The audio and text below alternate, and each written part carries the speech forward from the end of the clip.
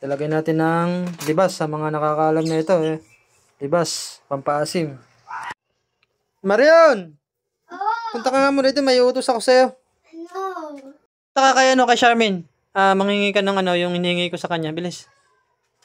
Punta ka doon ha. Dala mo. Iano natin sa pagkain. Isasahog natin. Ano? Binigyan ka? Ano sabi mo? Nag-thank you ka?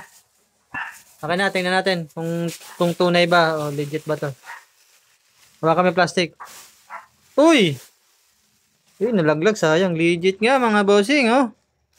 Binigyan tayo ng libas ng kapitbahay.